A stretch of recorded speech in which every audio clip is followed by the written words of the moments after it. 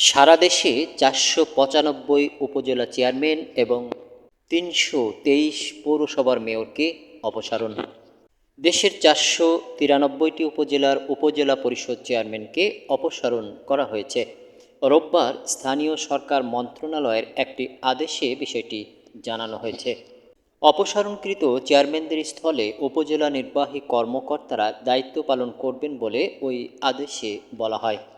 এতে বলা হয়, এত দ্বারা উপজেলা পরিষদ সংশোধন অধ্যাদেশ ২০২৪-এর ধারা ১৩-র ঘ প্রয়োগ করে বাংলাদেশের ৪৯৫ উপজেলা চেয়ারম্যানদের স্ব পদ হতে অপসারণ করা হলো।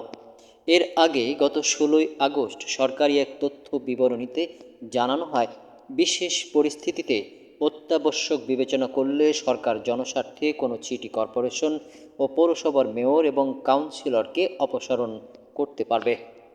একইভাবে জেলা পরিষদের চেয়ারম্যান ও সদস্য এবং উপজেলা পরিষদের চেয়ারম্যান, ভাইস চেয়ারম্যান ও মহিলা ভাইস চেয়ারম্যানদের অপসারণ করতে পারবে। একই সঙ্গে এগুলোতে প্রশাসক নিয়োগও দিতে পারবে সরকার।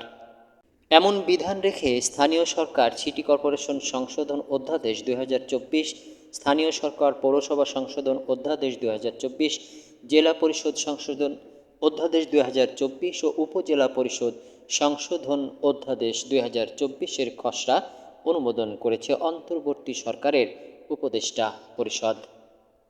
এদিকে আওয়ামী সরকারের আমলে নির্বাচিত ৩২৩ পৌরসভার মেয়রকে অপসারণ করে প্রজ্ঞাপন জারি করেছে স্থানীয় সরকার বিভাগ।